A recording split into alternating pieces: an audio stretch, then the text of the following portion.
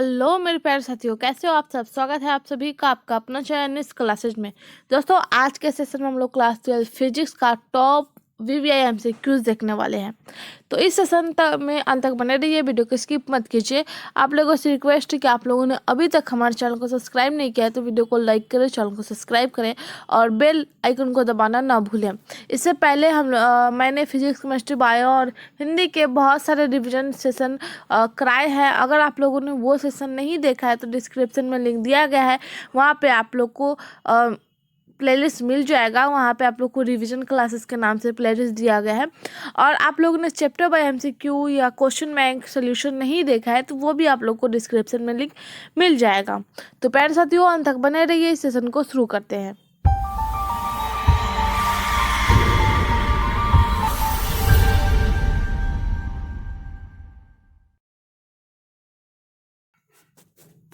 तो देखिए, हमारा फर्स्ट क्वेश्चन है कि जीवाश्म की आयु पता की जाती है।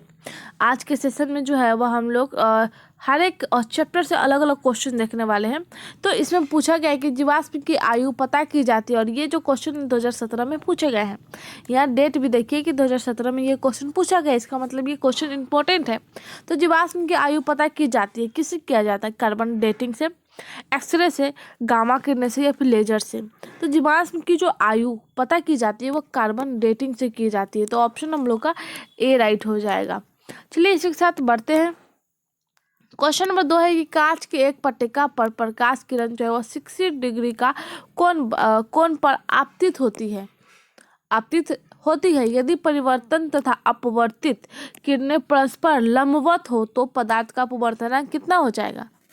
ऑप्शन देखिए, पहला ऑप्शन है √3/2, ऑप्शन बी में √3, ऑप्शन सी में 1/√3, ऑप्शन डी में 1/2। तो इस क्वेश्चन का राइट आंसर जो हो जाएगा ऑप्शन बी √3 हो जाएगा। क्वेश्चन नंबर 3 है, जिस घटना से प्रकाश तरंगों की प्रकृति निर्बाध रूप से अनुप्रस्थ सिद्ध होती है वह है। ये क्वेश्चन 2017 में पूछे गए हैं। तो वह क्या है? जिस घटना से प्रकाश तरंगों की जो प्रकृति होती है निर्वात के रूप में अनुप्रस्थ सिद्ध होती है, तो वो क्या है? व्यतिकरण है, विवर्तन है, ध्रुवण है या फिर अपवर्तन है। तो इस क्वेश्चन का राइट आंसर ऑप्शन सी हो जाएगा, ध्रुवण। क्या हो जाएगा? ध्रुवण। जिस घटना से प्रकाश तरंगों की प्रकृति जो है वह निर्वात रूप से अनुप्रस्थ सिद्ध होती है वह ध्रुवण है। तो ऑप्शन सी राइट हो जाएगा। क्वेश्चन नंबर देखिए हम लोग का 4 है, समतल ध्रुवित प्रकाश में कंपन होते हैं। कंपन जैसे कि भूकंप टाइप का, उस टाइप का कंपन होते हैं। तो समतल ध्रुवण प्रकाश में कंपन होते हैं कैसा? सीधी दिशाओं में समान, केवल एक दिशा में, ऑप्शन सी में परस्पर लंबवत दिशा में, ऑप्शन डी में इनमें से कोई नहीं। तो इस क्वेश्चन का राइट आंसर ऑप्शन बी हो जाएगा, केवल एक ही दिशा में होती है। केवल एक ही दिशा में, चाहे वह पूर्व हो, पश्चिम हो, उत्तर हो या दक्षिण हो, किसी भी एक ही दिशा में होती है।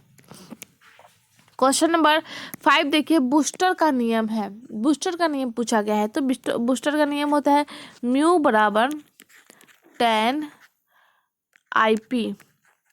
देखिए कौन सा ऑप्शन राइट है? ऑप्शन सी राइट है, बूस्टर का नियम। तो बूस्टर का नियम क्या हो जाएगा? ये हो जाएगा म्यू बराबर 10 IP। क्वेश्चन नंबर 6 देखिए, 6 में पूछा गया है कि इनमें कौन चयनात्मक अवशोषण द्वारा समतल ध्रुवित प्रकाश देता है? Quartz crystal, polaroid, A B दोनों या कोई नहीं। तो इस क्वेश्चन का ऑप्शन सी हो जाएगा, ए और बी दोनों। कौन चयनात्मक अवशोषण द्वारा समतल ध्रुवित प्रकाश देता है? तो क्वार्ट्ज क्रिस्टल भी देता है और पोलराइड भी देता है। तो ये तो रहा हम लोग का एक सेशन जिसमें बहुत सारे क्वेश्चन थे, 6 क्वेश्चन थे। अब हम लोग फिर से अलग चैप्टर के अलग क्वेश्चन देखने वाले हैं। तो देखिए ये रहा हम लोग के पास।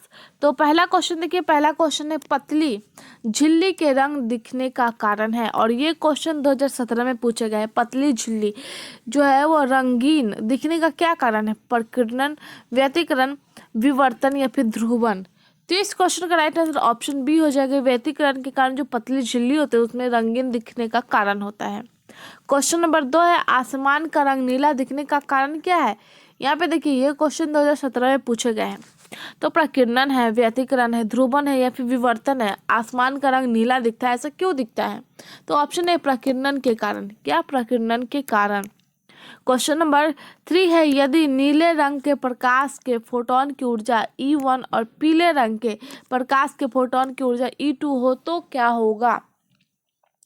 ऑप्शन तो आप लोग देख ही रहे होंगे और ये भी क्वेश्चन 2017 में पूछे गए हैं। बहुत सारे क्वेश्चन जो है वो 2017 में पूछे गए हैं इस चैप्टर से, तो ध्यान में रखिए ये सब क्वेश्चन वेरी वेरी इंपॉर्टेंट है। तो हम लोग का ऑप्शन राइट हो जाएगा, ई जो है वह बड़ा होता है E2 से, ये हो जाएगा हम लोग का राइट आंसर। क्वेश्चन नंबर 4 है कि n अपवर्तनांक वाले शीशे की पट्टी के पथ की लंबाई t का समतुल्यांक निर्वात में डैश पथ की लंबाई है। और ये क्वेश्चन जो है वो 2011 में पूछे गए हैं। तो लंबाई क्या हो जाएगी, तो 4 का राइट आंसर ऑप्शन बी हो जाएगा nt। क्या है nt, n अपवर्तनांक वाले शीशे है और t दिया गया है तो nt हो जाएगा पथ की लंबाई। क्वेश्चन नंबर 5 देखिए, वेरी वेरी इंपॉर्टेंट है। जब प्रकाश की एक किरण स्लैब में प्रवेश करती है तो इसका तरंगदैर्घ्य क्या होता है, घटता है, बढ़ता है, अपरिवर्तित रहता है, यानी चेंज नहीं होता है, आंकड़े पूर्ण नहीं है। तो इस क्वेश्चन को देखिए 2013 में पूछे गए हैं, 2015 में पूछे गए, 2016 में पूछे गए। कितने साल का फर्क है, इसमें 2 साल का, इसमें 1 साल का। तो बहुत इंपॉर्टेंट क्वेश्चन है और ये 3 बार रिपीट है, तो मोस्टली ये वेरी वेरी इंपॉर्टेंट क्वेश्चन है। तो ऑप्शन हम लोग का ए राइट हो जाएगा, ये घटता है, तरंगदैर्घ्य इसका क्या होता है, घटता है। क्वेश्चन नंबर 6 देखिए कि प्रकाश की अनुप्रस्थ तरंग प्राकृतिक पुष्टि करता है। 2015 में ये क्वेश्चन पूछे गए, व्यतिकरण को, परिवर्तन को, ध्रुवन को या फिर वन विक्षेपण को। तो प्रकाश की जो अनुप्रस्थ तरंग प्रकृति है वो पुष्टि किसको करता है, तो राइट आंसर ऑप्शन सी हो जाएगा, ध्रुवन को करता है। इंद्रधनुष का निर्माण जिस कारण से होता है वो क्या कहलाता है, प्रकीर्णन, विवर्तन, वन विक्षेपण या फिर अपवर्तन। तो इंद्रधनुष जो बारिश से पहले या फिर बारिश के बाद दिखते हैं, बारिश के बाद ही दिखते हैं नेचुरली, तो इसका निर्माण किसके कारण होता है, तो राइट आंसर ऑप्शन सी हो जाएगा, वन विक्षेपण के कारण जो है वह क्या होता है, इसका निर्माण होता है। क्वेश्चन नंबर 8 है, वायुमंडल की अनुपस्थिति में पृथ्वी से आसमान का रंग दिखाई देगा। वायुमंडल की अनुपस्थिति में जो है पृथ्वी का जो रंग है, पृथ्वी से आसमान का जो रंग है वो कैसा दिखाई देगा, तो काला दिखाई देगा। अगर उसकी उपस्थिति है तो वो नीला दिखाई देता है। तो इस हिसाब से हम लोग का ऑप्शन ए राइट हो जाएगा। क्वेश्चन नंबर देखिए 9 है, 9 में पूछा गया कि एक प्रिज्म के पदार्थ का अपवर्तनांक √2 है तथा अपवर्तनांक कोण 60 डिग्री है, तो न्यूनतम विचलन के लिए अपवर्तन कोण होना चाहिए। तो न्यूनतम विचलन के लिए जो है वो 45 डिग्री का कोण होना चाहिए। कैसा होना चाहिए, 45 डिग्री का कोण। क्वेश्चन नंबर 10 है, कांच n बराबर 1.5 के पतले प्रिज्म में न्यूनतम विचलन कोण सिग्मा m तथा अपवर्तनांक कोण r में क्या संबंध हो जाएगा। कांच के एक पतले प्रिज्म में जो है वो न्यूनतम विचलन कोण सिग्मा m है और अपवर्तनांक कोण r है, तो इन दोनों के बीच का संबंध बताना है। तो राइट आंसर ऑप्शन ए हो जाएगा, बाद सिग्मा m बराबर हो जाएगा r, तो ऑप्शन ए राइट हो जाएगा। क्वेश्चन नंबर 11 है, वायु में 4200 एंगस्ट्रॉम तरंगदैर्घ्य के एक वर्णीय नीले प्रकाश का एक किरण पुंज जल जिसका अपवर्तनांक 4/3 है, जिसका अपवर्तनांक क्या है, 4/3 है, तो इसके संचलन तक करता है और जल में इनकी तरंगदैर्घ्य क्या हो जाएगी। और ये ऑप्शन दिए गए हैं और इसमें बताना है कि राइट आंसर क्या हो जाएगा। तो चलिए इसका आंसर हम लोग देखते हैं। हम लोग के पास कितना दिया हुआ 4200 और हम लोग के पास जो है वो μ2 यानी μ2 दिया हुआ है, तो ये दिया हुआ है 4 और λ1 दिया हुआ है, λ दिया हुआ है 3, हम लोग के पास जो है λ1 दिया हुआ है 3। तो इसको जब हम लोग इसको हटाएंगे तो हम लोग के पास जो है वो आ जाएगा μ1/μ2 इक्वली में आ जाएगा λ1/λ2। तो अब हम लोग यहाँ पे इसका मान बैठाते हैं। तो हम लोग के पास जो है वह λ2 का मान निकालना है, λ2 जो है वह क्या है, प्राप्त नहीं है, तो λ2 बराबर क्या हो जाएगा, μ1 कितना दिया है 4200 बटा में चला जाएगा μ2 4 और ये ऊपर में रहेगा λ1, तो λ1 जाएगा 3। तो देखिए कितना है हो जाएगा। तो इसके बाद आगे देखते हैं कैलकुलेट करके। तो हम लोग के पास जो है वो λ2 बराबर था 4200 4200 बटा 4 इंटू 3, तो हम लोग के पास जो है कितना हो जाएगा, 3 दूना 6 और 4 तिये 12, तो ये आ जाएगा इतना बटा में 4, इसको कट करेंगे तो आ जाएगा हम लोग के पास 3150, तो इक्वली करेंगे तो 3150 एस्ट्रॉन। तो देखिए ये हम लोग का आंसर है। तो चलिए देखते हैं। तो देखिए ऑप्शन हम लोग का सी राइट है, 3150 एंगस्ट्रॉम हो जाएगा, तो ऑप्शन सी राइट हो जाएगा। क्वेश्चन नंबर 12 है, किसी पारदर्शी माध्यम में अपवर्तनांक एवं प्रकाश की तरंगदैर्घ्य में संबंध क्या हो जाएगा। तो इस क्वेश्चन का राइट आंसर जो हो जाएगा ऑप्शन सी हो जाएगा, एन बराबर जो हो जाएगा A plus B by lambda square, ये हो जाएगा हम लोग का राइट आंसर। तो बढ़ते आगे। क्वेश्चन नंबर 13 है जो 2019 में पूछे गए, प्रकाश के रंग का कारण है।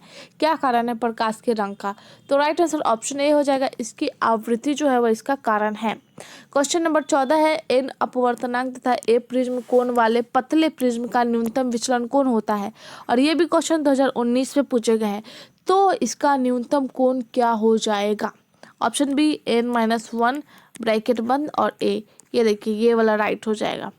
क्वेश्चन नंबर देखिए हम लोग के पास 15 दिया हुआ है कि पतले प्रिज्म द्वारा न्यूनतम विचलन कोण जो है वह सिग्मा एम होता है, और ये क्वेश्चन 2 बार पूछे गए हैं, और इस क्वेश्चन का राइट आंसर क्या हो जाएगा।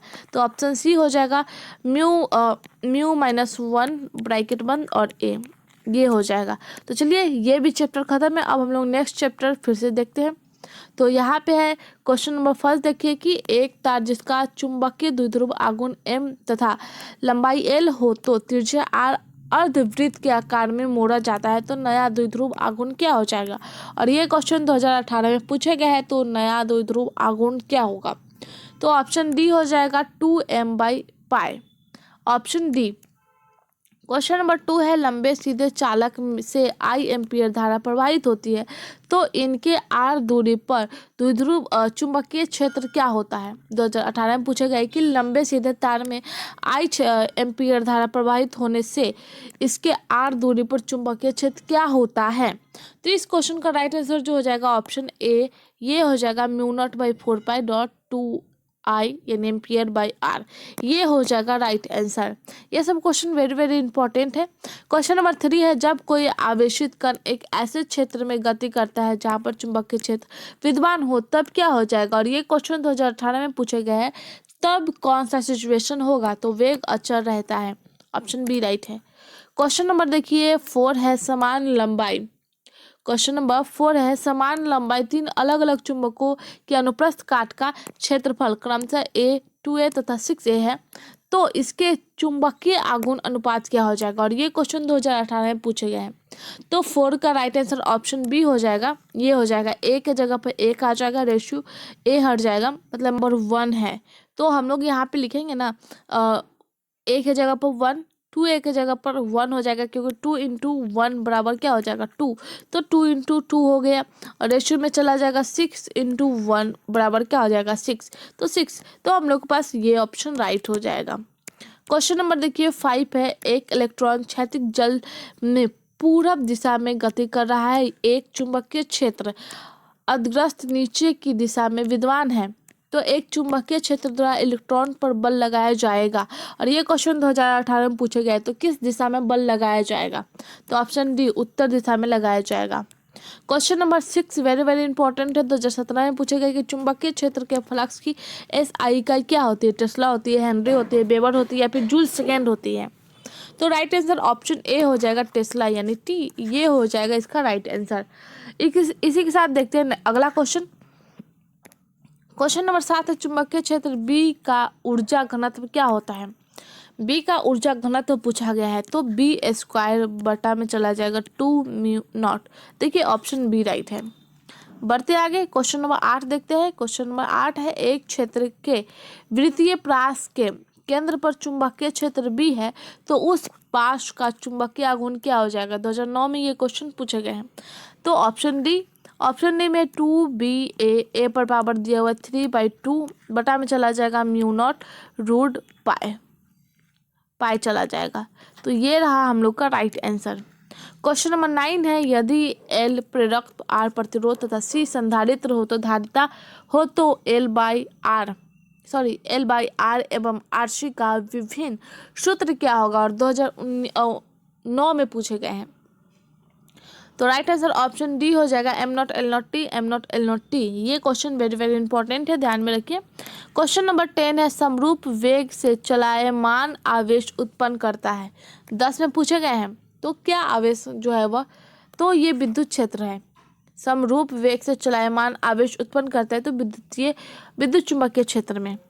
क्वेश्चन नंबर 11 है, ये क्वेश्चन VVI है, 2 बार पूछे गए। डायनेमो के कार्य का सिद्धांत आधारित है किस पे आधारित है, तो विद्युत चुंबकीय प्रेरण पे। ऑप्शन बी राइट हो जाएगा। क्वेश्चन नंबर 12 है, लॉरेंज बल की दिशा ज्ञात करने का नियम है। तो कैसे ज्ञात किया जाता है, तो फ्लेमिंग के बाएं हाथ के नियमानुसार इसको ज्ञात किया जाता है। क्वेश्चन नंबर देखिए 13 है, 1 MA परास तथा 1.0 ओम प्रतिरोध वाले मिली एम्पियर को 10 भी परास वाले वोल्ट मापी में बदलने के लिए उसके साथ कितना व किस क्रम वाले प्रतिरोध जोड़ना होगा। तो इस क्वेश्चन का देखिए आंसर हम लोग को निकालना है। तो जैसे कि आप लोग देख रहे होंगे, देखिए यहाँ पे ही हम लोग बनाते हैं। तो यहाँ पे देखिए, यहाँ पे R यानी जो 1 एम्पियर दिया हुआ है वह है क्या, 1 ओम दिया हुआ है। तो RG बराबर 1 ओम है, और IG बराबर जो है वो क्या है, 10 MA है दिया हुआ है। और उसके बाद देखिए यहाँ पे वोल्ट जो दिया हुआ है वो 10 दिया हुआ है। तो जब 10 MA को यानी IG का मान जो है वो 10 है, उसको अगर चेंज करेंगे तो हम लोग के पास जो आ जाएगा 10 × 10⁻³ तो अब हम लोग निकाल सकते हैं V0 बराबर IG RG + R। ये फार्मूला हम लोग अप्लाई करेंगे। तो जैसे कि V0 कितना दिया हुआ है 10, तो 10 बराबर क्या हो जाएगा, IG का मान है 10 × 10⁻³ और यहाँ पे IG का मान जो दिया हुआ है 1 दिया हुआ है, क्या है 1 ओम है, तो 1 + R इतना दिया हुआ है। अब आगे हम लोग को देखिए 10 बराबर क्या हो जाएगा, 10 बराबर हो जाएगा हम लोग का 10 × 10⁻³ इससे अगर करेंगे प्लस में चला जाएगा, फिर करेंगे 10 × 10⁻³ R आ जाएगा। तो हम लोग का ये ब्रैकेट का काम खत्म हो गया। तो अब देखिए यहाँ पे जो है वह क्या हो जाएगा, अगर हम लोग इसको इधर लेके आए तो क्या हो जाएगा 10 - 10 × 10⁻³ बराबर में चला जाएगा 10 × 10⁻³ R। तो चलिए इसको आप लोग नोट करते जाइएगा। तो अब इधर आ गया, तो हम लोग के पास क्या हो जाएगा 10 - 10⁻³ ये था हम लोग के पास, इक्वल में चला जाएगा 10 × 10⁻³ R।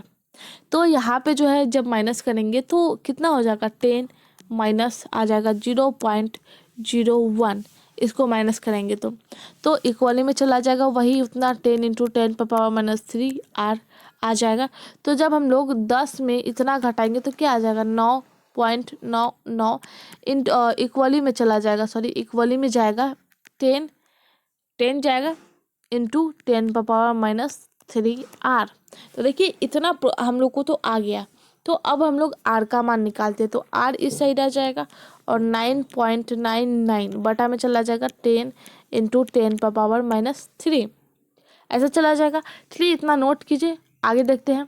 तो आगे देखिए, आगे दिया हुआ है 9.99 बटा में चला गया 10 × 10⁻³ किसका मान, R का मान -3 दिया है।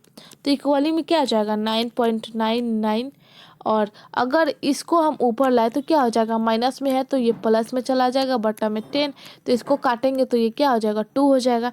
तो इक्वली में आ जाएगा हम लोग का 9.99 × 10⁻²।